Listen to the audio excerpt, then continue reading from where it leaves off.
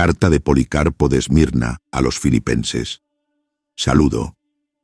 Policarpo y los presbíteros que están con él, a la iglesia de Dios, que habita como extranjera en Filipos. Que la misericordia y la paz les sean dadas en plenitud por Dios Todopoderoso y Jesucristo nuestro Salvador. Capítulo 1. La fe en Jesucristo. Me alegré mucho con ustedes, en nuestro Señor Jesucristo, cuando recibieron a los que son imágenes de la verdadera caridad y acompañaron, como debían hacerlo, a aquellos que estaban encadenados por ataduras dignas de los santos, que son las diademas de quienes han sido verdaderamente elegidos por Dios, nuestro Señor. Y me alegré de que la raíz vigorosa de su fe, de la que se habla desde tiempos antiguos, permanece hasta ahora y da frutos en nuestro Señor Jesucristo, que aceptó por nuestros pecados llegar hasta la muerte. Y Dios lo resucitó, librándolo de los sufrimientos del infierno. Sin verlo, ustedes creen en él, con un gozo inefable y glorioso, al cual muchos desean llegar. Y ustedes saben que han sido salvados por gracia, no por sus obras, sino por la voluntad de Dios por Jesucristo. Capítulo 2. Por tanto, cíñanse sus cinturas y sirvan a Dios en el temor y la verdad, dejando a un lado la vana palabrería y el extravío del vulgo, creyendo en aquel que ha resucitado a nuestro Señor Jesucristo de entre los muertos, y le ha dado la gloria y un trono a su derecha. A él fueron sometidas todas las cosas, las del cielo y las de la tierra. A él rinde adoración todo aliento. Él ha de venir como juez de vivos y muertos, y Dios requerirá su sangre de mano de quienes no quieren obedecerle. Aquel que lo ha resucitado de entre los muertos, también nos resucitará a nosotros, si hacemos su voluntad y caminamos en sus mandamientos, y si amamos lo que él amó, absteniéndonos de toda injusticia, arrogancia, amor al dinero, murmuración, falso testimonio, no devolviendo mal por mal, injuria por injuria, golpe por golpe, maldición por maldición, acordándonos de lo que nos ha enseñado el Señor, que dice: no juzguen para no ser juzgados, perdonen y se les perdonará. Hagan misericordia para recibir misericordia. La medida con que midan se usará también con ustedes, y bienaventurados los pobres, y los que son perseguidos por causa de la justicia, porque de ellos es el reino de Dios. Capítulo 3. Fe, esperanza y amor. No es por mí mismo, hermanos, que les escribo esto sobre la justicia, sino porque ustedes primero me invitaron. Porque ni yo, ni hombre alguno, puede seguir la sabiduría del bienaventurado y glorioso Pablo, el cual, cuando estuvo entre ustedes, enseñó cara a cara a los hombres de aquel día la palabra de verdad con cuidado y certeza. Y cuando estuvo ausente, les escribió una carta, en la cual, si la escudriñan con diligencia, podrán ser edificados en la fe que se les ha dado. Ella es la madre de todos nosotros, seguida de la esperanza y precedida del amor por Dios, por Cristo y por el prójimo. El que permanece en estas virtudes ha cumplido los mandamientos de la justicia, pues el que tiene amor está muy lejos de todo pecado. Capítulo 4. Que todos lleven una vida digna de la fe que profesan. El principio de todos los males es el amor al dinero. Sabiendo, por tanto, que nada hemos traído al mundo y que no nos podremos llevar nada, revistámonos con las armas de la justicia y aprendamos primero nosotros mismos a caminar en los mandamientos del Señor. Después, enseñen a sus mujeres a caminar en la fe que les ha sido dada, en la caridad, en la pureza, a amar a sus maridos con toda fidelidad, a amar a todos los otros igualmente con toda castidad y a educar a sus hijos en el conocimiento del temor de Dios. Que las viudas sean sabias en la fe del Señor, que intercedan sin cesar por todos, que estén lejos de toda calumnia, murmuración, falso testimonio, amor al dinero y de todo mal, sabiendo que son el altar de Dios, que Él examinará todo y que nada se le oculta de nuestros pensamientos, de nuestros sentimientos, de los secretos de nuestro corazón. Capítulo 5. Sabiendo que de Dios nadie se burla, debemos caminar de una forma digna de sus mandamientos y de su gloria. Igualmente, que los diáconos sean irreprochables delante de su justicia, como servidores de Dios y de Cristo, y no de los hombres, ni calumnia, ni doblez, ni amor al dinero, sino castos en todas las cosas, misericordiosos, solícitos, caminando según la verdad del Señor, que se ha hecho el servidor de todos.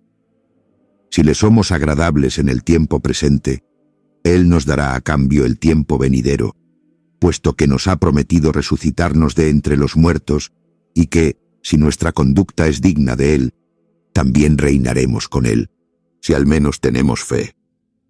Del mismo modo, que los jóvenes sean irreprochables en todo, velando ante todo por la pureza, refrenando todo mal que esté en ellos. Porque es bueno cortar los deseos de este mundo, pues todos los deseos combaten contra el espíritu, y ni los fornicarios, ni los afeminados, ni los que se contaminan entre sí con hombres tendrán parte en el reino de Dios, ni aquellos que hacen el mal. Por eso deben abstenerse de todo esto, y estar sometidos a los presbíteros y a los diáconos, como a Dios y a Cristo. Las vírgenes deben caminar con una conciencia irreprensible y pura. Capítulo 6. Los presbíteros.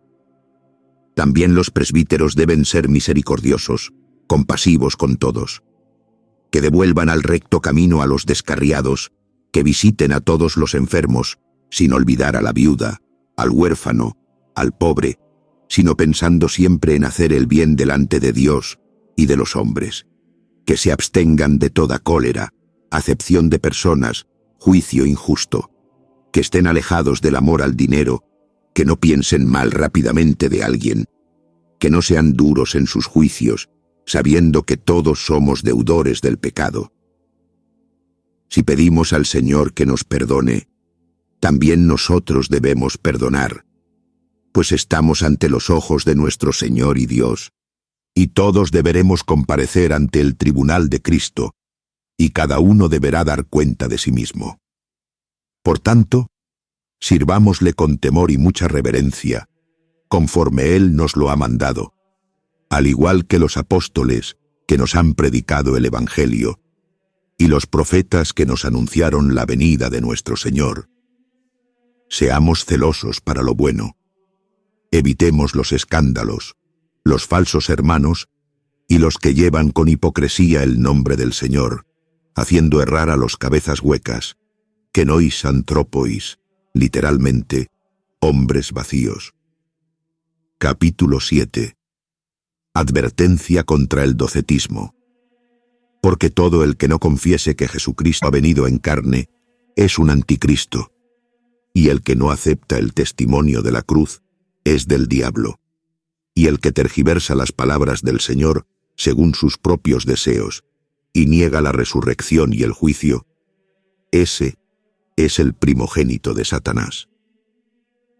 Por eso, abandonemos los vanos discursos de las multitudes y las falsas doctrinas, y volvamos a la enseñanza que nos ha sido transmitida desde el principio, permaneciendo sobrios para la oración, constantes en los ayunos, suplicando en nuestras oraciones a Dios, que lo ve todo, para que no nos deje caer en la tentación, pues el Señor ha dicho, el espíritu está dispuesto, pero la carne es débil.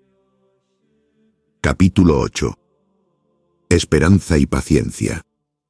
Mantengámonos, pues, incesantemente adheridos a nuestra esperanza, y prenda de nuestra justicia, que es Jesucristo, el cual levantó sobre la cruz nuestros pecados en su propio cuerpo. Él, que jamás cometió pecado, y en cuya boca no fue hallado engaño, sino que, para que vivamos en él, lo soportó todo por nosotros. Seamos, pues, los imitadores de su paciencia, y si sufrimos por su nombre, glorifiquémoslo, porque este es el ejemplo que él nos ha dado en sí mismo, y esto es lo que nosotros hemos creído. Capítulo 9. Los exhorto a todos a obedecer a la palabra de justicia, y a perseverar con toda paciencia, la que han visto con sus ojos, no solo en los bienaventurados Ignacio, Zósimo y Rufo, sino también en otros de entre ustedes, en Pablo mismo y en los demás apóstoles, convencidos de que todos estos no han corrido en vano, sino en la fe y la justicia, y que están en el lugar que les corresponde junto al Señor, con los que han sufrido. Ellos no amaron el tiempo presente, sino a aquel que murió por nosotros, y que Dios resucitó por nosotros. Capítulo 10. Caridad fraterna.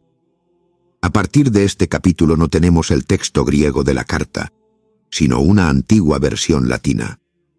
Permanezcan, por tanto, en estos sentimientos, e imiten el ejemplo del Señor, firmes e inconmovibles en la fe, amando a los hermanos, amándose unos a otros, unidos en la verdad, teniéndose paciencia unos a otros con la mansedumbre del Señor, no despreciando a nadie. Cuando puedan hacer el bien, no lo posterguen, pues la limosna libera de la muerte. Todos ustedes estén sometidos los unos a los otros, teniendo una conducta irreprensible entre los paganos, para que por sus buenas obras, también, reciban la alabanza, y el Señor no sea blasfemado por causa de ustedes. Pero pobre de aquel por quien sea blasfemado el nombre del Señor. Enseñen, pues, a todos la sobriedad en la que viven ustedes mismos. Capítulo 11. El caso de Valente. Sentí gran pena, a causa de Valente, que fue presbítero por algún tiempo entre ustedes, al ver que ignora hasta tal punto el cargo que se le había dado. Por tanto, les advierto que se abstengan de la avaricia y que sean castos y veraces. Absténganse de todo mal. Quien no se puede gobernar a sí mismo en esto, ¿cómo puede enseñarlo a los otros? Si alguno no se abstiene de la avaricia, se dejará manchar por la idolatría, y será contado entre los paganos que ignoran el juicio del Señor. ¿O acaso ignoramos que los santos juzgarán al mundo, como lo enseña Pablo? Yo no oí ni vi nada semejante en ustedes, entre quienes trabajó el bienaventurado Pablo, ustedes que están al comienzo de su epístola. De ustedes, en efecto, él se gloría delante de todas las iglesias, las únicas que entonces conocían a Dios, puesto que nosotros todavía no lo conocíamos. Por tanto, tengo muchísima pena a causa de él y de su esposa, a los cuales el Señor quiera conceder verdadero arrepentimiento. Por lo tanto, sean ustedes también sobrios, y no los tengan como enemigos, sino restáurenles como miembros débiles y descarriados, para que pueda ser salvo todo el cuerpo de ustedes. Porque al hacerlo, se edifican los unos a los otros. Capítulo 12. Recomendaciones finales. Confío en que están bien ejercitados en las Santas Escrituras, y que nada ignoran. Yo, por mi parte, no tengo este don. Ahora, les digo, como está dicho en las Escrituras, enójense y no pequen, y que el sol no se ponga sobre su ira. Bienaventurado quien lo recuerde, lo que yo creo que harán ustedes. Que Dios, el Padre de nuestro Señor Jesucristo, y Él mismo, el Pontífice Eterno, el Hijo de Dios, Jesucristo, los edifiquen en la fe y en la verdad, en toda mansedumbre, sin cólera, en paciencia y en magnanimidad, en tolerancia y en castidad. Y les den parte en la herencia de sus santos, y a nosotros con ustedes, y a todos los que están bajo el cielo, que creen en nuestro Señor Jesucristo y en su Padre, que lo resucitó de entre los muertos. Oren por todos los santos, Oren también por los reyes, por las autoridades y los príncipes, por los que los persiguen y los odian, y por los enemigos de la cruz, de modo que su fruto sea manifiesto para todos, y ustedes sean perfectos en él. Capítulo 13. Ustedes e Ignacio me han escrito, para que si alguien va a Siria, también lleve la carta de ustedes. Lo haré, si encuentro una ocasión favorable, sea yo mismo, sea aquel que enviaré para que nos represente. Conforme me lo pidieron, les mandamos las cartas de Ignacio, las que él nos envió y todas las demás que tenemos entre nosotros.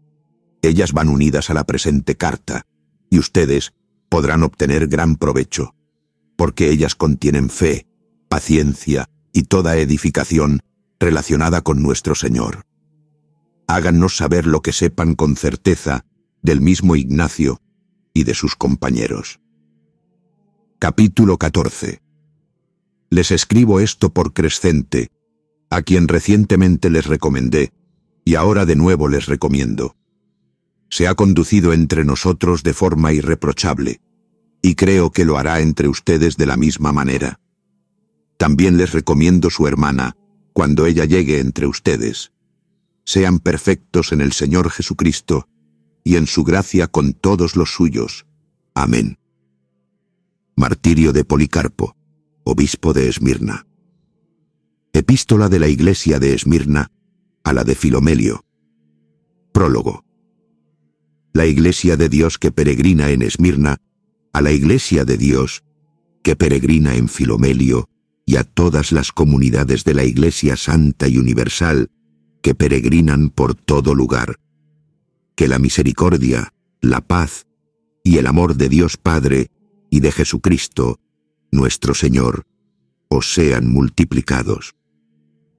Capítulo 1. Hermanos, os escribimos lo que sucedió a los mártires y al bienaventurado Policarpo, el cual, como si estampase un sello por medio de su martirio, puso fin a la persecución. Pues casi todos los acontecimientos anteriores sucedieron para que el Señor nos mostrase de nuevo el martirio evangélico. Pues esperó a ser entregado como el Señor, para que también nosotros seamos imitadores suyos, mirando no solo a nuestro propio interés, sino también al del prójimo. Pues lo propio del amor verdadero y firme no es buscar exclusivamente la propia salvación, sino la de todos los hermanos. Capítulo 2. Así pues, bienaventurados y nobles son todos los martirios que han sucedido según la voluntad de Dios.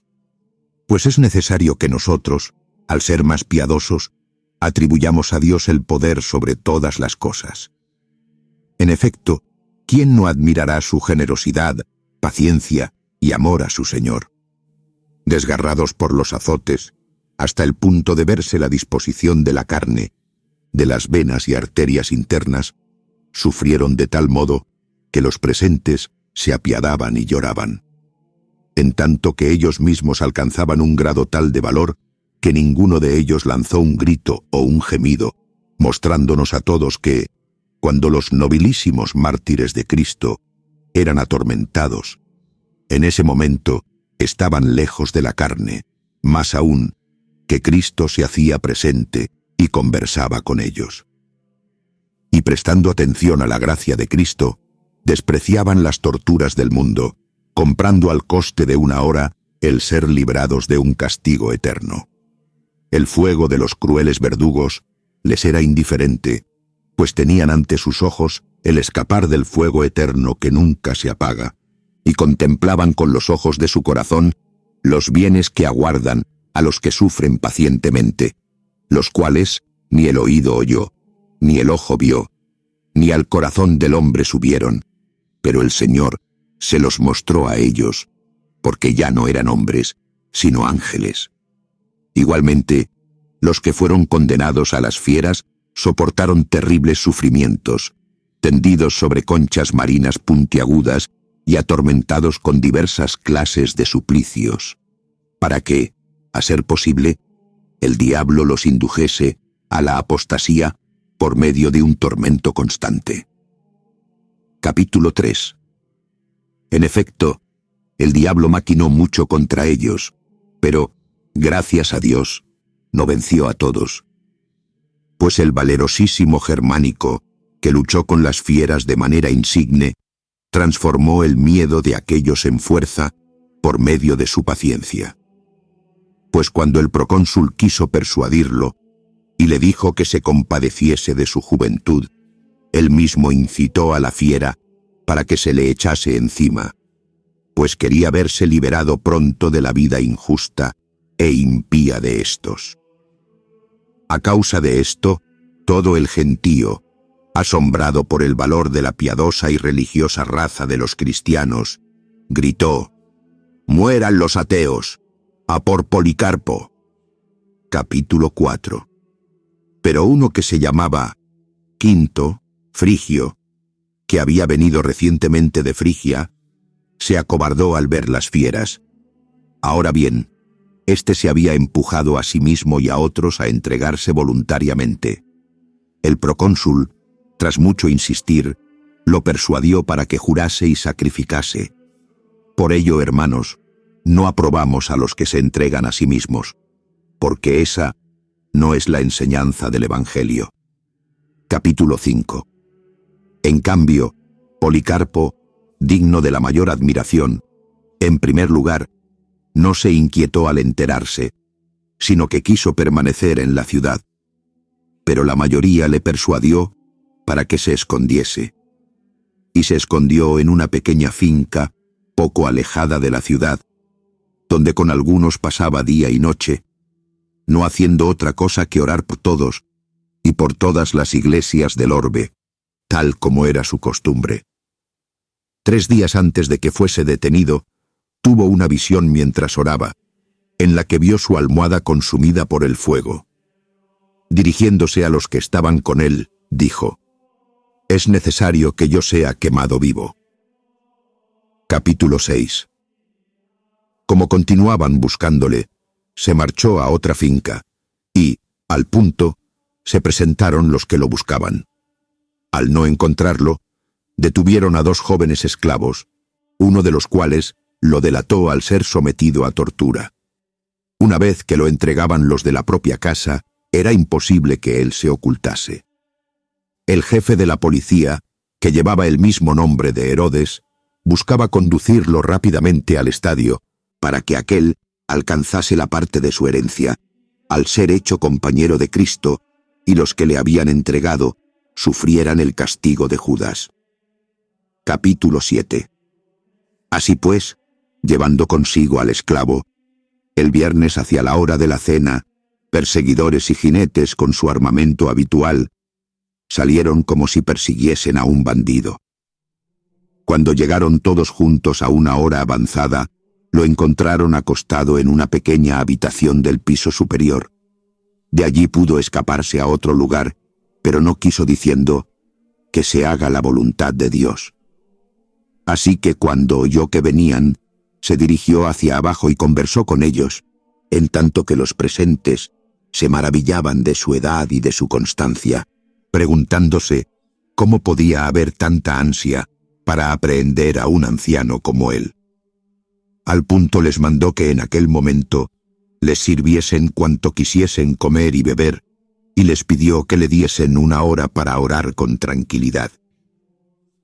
Como se la concedieron, se puso a orar en pie, tan lleno de la gracia de Dios que durante 2 horas no pudo callar, y los que lo escuchaban estaban maravillados, y muchos se arrepintieron de haber venido a detener a un anciano tan santo.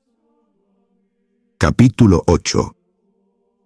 Cuando acabó de orar, después de haberse acordado de todos los que habían tratado con él de algún modo, pequeños o grandes, ilustres u oscuros, y de toda la Iglesia universal extendida por todo el orbe. Como llegó la hora de partir, lo llevaron a la ciudad sentado en un asno. Era gran sábado. Le salieron al encuentro el jefe de policía, Herodes y su padre, Nicetas, que, tras pasarlo a su carruaje y sentarlo, trataban de persuadirlo diciéndole: «¿Qué malo hay en decir: César es el Señor, en sacrificar y en todo lo demás, y salvarse así. Él, al principio, no les respondía. Pero como insistían, les dijo: «No haré lo que me aconsejáis». Al no conseguir persuadirlo, lo insultaron y lo hicieron bajar deprisa, de tal manera que al bajar del carruaje se hirió en la espinilla.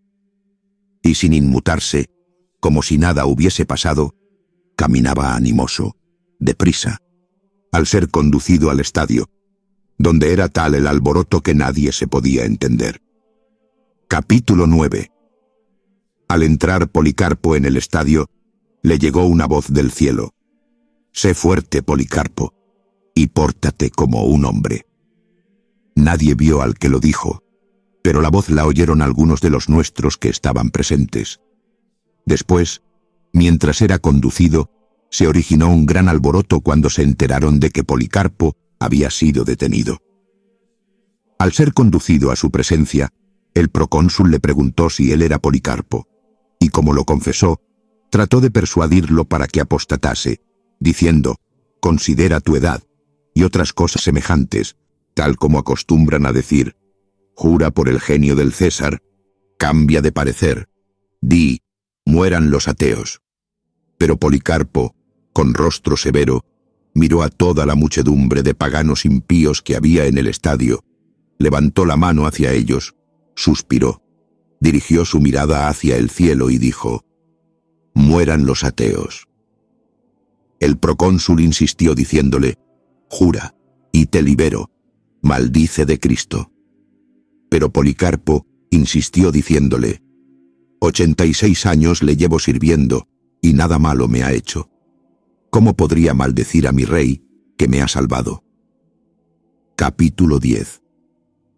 Le insistió de nuevo diciéndole: «Jura por el genio del César». Le respondió: «Si crees que voy a jurar por el genio del César, como tú dices, y finges desconocer quién soy, escucha con claridad. Soy cristiano. Si quieres aprender la enseñanza del cristianismo, dame un día y escúchame». El procónsul respondió: «Convence al pueblo». Pero Policarpo le dijo: «A ti te he considerado digno de mi explicación, pues hemos aprendido a conceder a los jefes y autoridades establecidos por Dios el honor que les compete, siempre que no lesione nuestros principios. Pero a aquellos no los considero dignos de que escuchen mi defensa». Capítulo 11. Dijo el procónsul: «Tengo fieras a las que te voy a arrojar, si no cambias de opinión». Pero él le contestó: «Llámalas, porque nosotros no estamos dispuestos a cambiar de lo bueno a lo malo. Lo hermoso es cambiar de la intransigencia a la justicia». Volvió a decirle: «Si desprecias a las fieras, te haré consumir por el fuego, como no cambies de parecer». Policarpo le dijo: «Amenazas con un fuego que se consume en una hora y se apaga al poco tiempo. Ahora bien, desconoces el fuego del juicio venidero y del castigo eterno, reservado a los impíos. Pero ¿por qué lo difieres? Haz lo que quieres». Otra traducción del capítulo 11 dice: «A mi disposición están las fieras, a las que te entregaré para que te hagan pedazos, si no desistes de tu terquedad», dijo el procónsul. «Vengan a mí los leones», repuso Policarpo, «y todos los tormentos que vuestro furor invente. Me alegrarán las heridas, y los suplicios serán mi gloria, y mediré mis méritos por la intensidad del dolor. Cuanto mayor sea éste, tanto mayor será el premio que por él reciba. Estoy dispuesto a todo.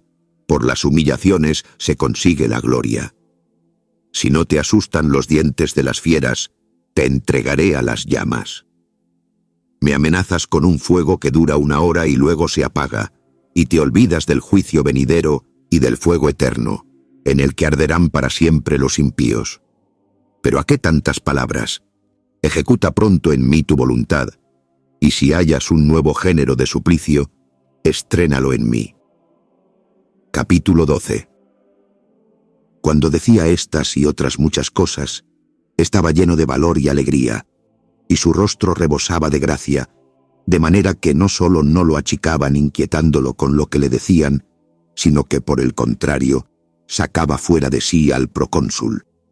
Mandó a su heraldo que anunciase en medio del estadio por 3 veces: Policarpo ha confesado que es cristiano. Una vez que el heraldo dijo esto, toda la turba de los paganos y de los judíos residentes en Esmirna gritó con rabia incontenible y a grandes voces: «Este es el maestro de Asia, el padre de los cristianos, el destructor de nuestros dioses, el que enseña a muchos a no sacrificar ni adorar». A la vez que decían estas cosas, gritaban y pedían al asiarca Felipe que soltara un león contra Policarpo. Este respondió que no le estaba permitido, porque los combates de fieras ya se habían terminado. Entonces les dio por gritar a una que Policarpo fuese quemado vivo. En efecto, era necesario que se cumpliese la visión que se le había manifestado a propósito de su almohada, cuando la vio arder estando en oración, y proféticamente dijo dirigiéndose a los fieles que estaban con él: «Es necesario que yo sea quemado vivo». Capítulo 13.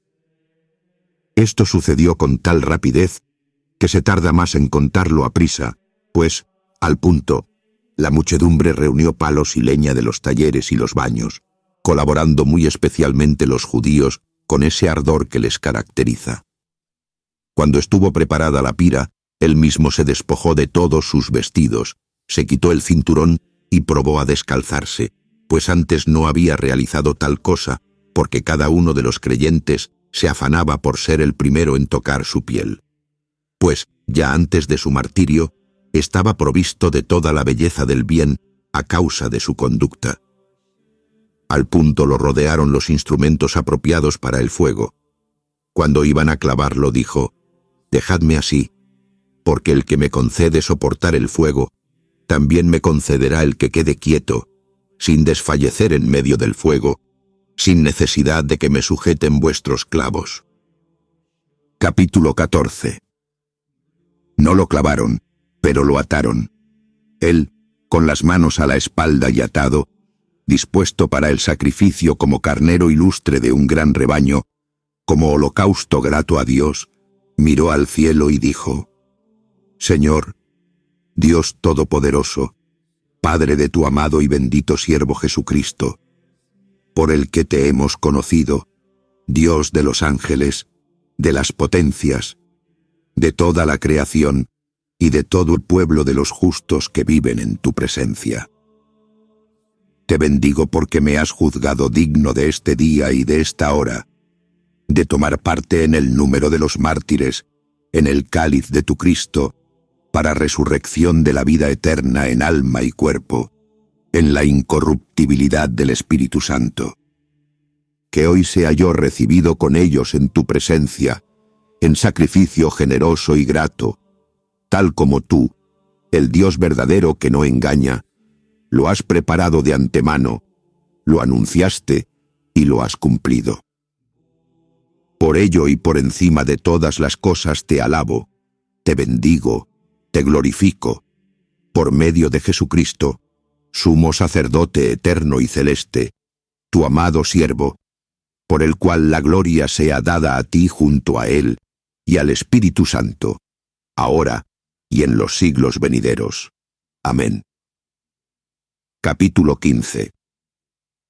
Cuando hubo enviado su amén al cielo y acabado su oración, los encargados del fuego lo encendieron.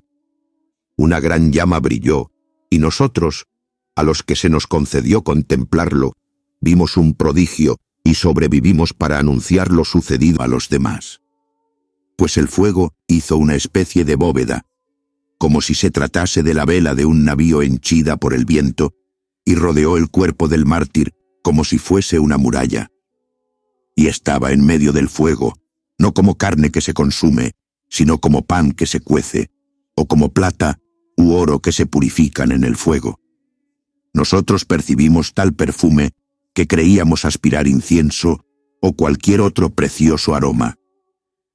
Capítulo 16. Finalmente, Viendo los impíos que no podían consumir su cuerpo mediante el fuego, mandaron que se acercase el verdugo para clavarle la daga. Cuando hizo esto, salió una paloma y tal cantidad de sangre que apagó el fuego, y toda la turba quedó admirada de que fuese tan grande la diferencia entre los infieles y los elegidos. Uno de estos ha sido el mártir Policarpo, digno de la mayor admiración, que, en nuestros días, fue un maestro apostólico y profético, obispo de la Iglesia Universal en Esmirna, pues toda palabra que salió de su boca o se ha cumplido o se cumplirá. Capítulo 17. Pero el adversario, envidioso y perverso, el rival del pueblo de los justos, al ver la grandeza de su martirio, la irreprochable conducta desde el comienzo, y que había alcanzado la corona de la incorruptibilidad y recibido un galardón indiscutible, se las ingenió para que no pudiésemos coger su cadáver, a pesar de que muchos deseaban hacerlo y unirse a su santa carne. Así pues, sedujo a Nicetas, padre de Herodes y hermano de Alce, para que pidiese al gobernador que no concediese su cuerpo. No sea, dijo, que abandonen al crucificado y comiencen a adorar a éste. Esto lo dijeron porque lo sugerían y alentaban los judíos que lo custodiaban cuando nosotros fuimos a cogerlo de la pira. Ignoraban que nosotros nunca podremos abandonar a Cristo, que padeció por la salvación de todos los que se salvan en el mundo, el inocente por los pecadores, ni adorar a otro. Pues a él lo adoramos como Hijo de Dios. Pero a los mártires los amamos como merecen, como a discípulos e imitadores del Señor, a causa de su insuperable amor a su propio Rey y Maestro. Ojalá llegásemos nosotros a ser sus compañeros y condiscípulos. Capítulo 18. El centurión, pues, viendo la oposición levantada por parte de los judíos, le puso en medio y lo quemó según su costumbre. Y así nosotros, después, recogimos sus huesos, que son mucho más valiosos que piedras preciosas y que oro refinado, y los pusimos en un lugar apropiado, donde el Señor nos permitirá congregarnos, según podamos, en gozo y alegría, y celebrar el aniversario de su martirio, para la conmemoración de todos los que ya han luchado en la contienda, y para la enseñanza y preparación de los que han de hacerlo más adelante. Capítulo 19. Esta es la historia del bienaventurado Policarpo, que fue el 12º, con los hermanos de Filadelfia, en sufrir el martirio en Esmirna. Él solo es más recordado que todos los demás, hasta el punto que los paganos hablan de él por todas partes. No solo fue maestro ilustre, sino también mártir señalado. Su martirio, que sucedió según el Evangelio de Cristo, todos lo desean imitar. Tras haber vencido por su paciencia al príncipe inicuo y conseguir así la corona de la incorruptibilidad, ahora junto a los apóstoles y todos los justos, glorifica jubiloso a Dios, Padre Todopoderoso, y bendice a nuestro Señor Jesucristo, el Salvador de nuestras almas, piloto de nuestros cuerpos y pastor de la Iglesia Universal que se halla por todo el mundo. Capítulo 20. Nos pedisteis que os expusiésemos con detalle los hechos, pero, por el momento, os hemos dado a conocer lo principal por medio de nuestro hermano Marción. Una vez que os hayáis informado de estos acontecimientos, enviad la carta a los hermanos que están más lejos, para que también ellos glorifiquen al Señor, que escoge a los elegidos de entre sus propios siervos. Al que puede introducirnos a todos por su gracia y don en su reino eterno, por medio de su Hijo unigénito Jesucristo, a él la gloria, el honor, el poder y la grandeza por los siglos. Saludad a todos los santos. Os saludan los que están con nosotros y Evaristo, el amanuense, con toda su familia. Capítulo 21. El bienaventurado Policarpo sufrió el martirio el segundo día del mes de Jantipo, 7 días antes de las calendas de marzo, en gran sábado, a la hora 8. Fue detenido por Herodes, cuando Felipe de Trales era sumo sacerdote, y Estacio Cuadrato, el procónsul, en tanto que reinaba por los siglos nuestro Señor Jesucristo. A él la gloria, el honor, la grandeza y el trono eterno, de generación en generación. Amén. Capítulo 22. Apéndice 1. Hermanos, oramos para que os encontréis bien mientras camináis según la enseñanza evangélica de Jesucristo. Con él, gloria a Dios Padre y al Espíritu Santo, por la salvación de los santos elegidos, tal como lo ha testimoniado el bienaventurado Policarpo, sobre cuyas huellas nos gustaría ser encontrados en el reino de Jesucristo. A partir de un manuscrito de Ireneo, discípulo de Policarpo, esto lo escribió Gayo, que también convivió con Ireneo. Yo, Sócrates, lo escribí en Corinto, a partir de los manuscritos de Gayo. La gracia sea con todos. Yo, Pionio, copié de nuevo los manuscritos anteriores, después de haberlos buscado, pues se me apareció el bienaventurado Policarpo en una revelación, tal como mostraré enseguida. Los reuní cuando ya estaban casi deshechos por el paso del tiempo, para que el Señor Jesucristo me reúna a mí también con sus santos elegidos en su reino celeste. A él la gloria junto con el Padre y el Espíritu Santo, por los siglos de los siglos. Amén. Los 3 párrafos precedentes, según se hallan en el manuscrito de Moscú. Esto lo copió Gayo de los libros de Ireneo, pues aquel convivió con Ireneo, y este fue discípulo de Policarpo. El tal Ireneo, que se hallaba en Roma en tiempos del martirio del obispo Policarpo, enseñó a muchos. De él proceden muchas obras, muy bellas y ortodoxas, en las que recuerda cómo fue discípulo de Policarpo. Refutó apropiadamente todas las herejías y transmitió la regla de fe eclesial y universal, tal como la recibió del santo. Cuenta también que una vez Marción, del que proceden los llamados marcionitas, se encontró con Policarpo y le dijo: «Reconócenos, Policarpo». Y éste le dijo a Marción: te reconozco como al primogénito de Satanás».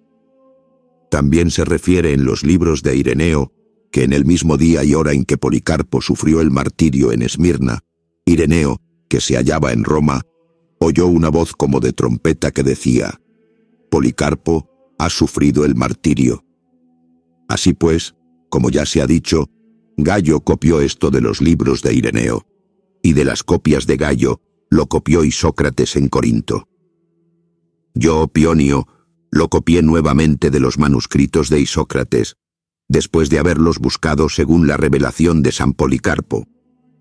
Los reuní cuando ya estaban casi deshechos por el paso del tiempo, para que el Señor Jesucristo me reúna a mí también con sus elegidos en el reino celeste. A él, la gloria junto con el Padre y el Espíritu Santo, por los siglos de los siglos. Amén. Y de las copias de Gayo, lo copió Isócrates en Corinto. Yo, Pionio, lo copié nuevamente de los manuscritos de Isócrates, después de haberlos buscado según la revelación de San Policarpo. Los reuní cuando ya estaban casi deshechos por el paso del tiempo, para que el Señor Jesucristo me reúna a mí también con sus elegidos en el reino celeste. A él, la gloria junto con el Padre y el Espíritu Santo, por los siglos de los siglos. Amén.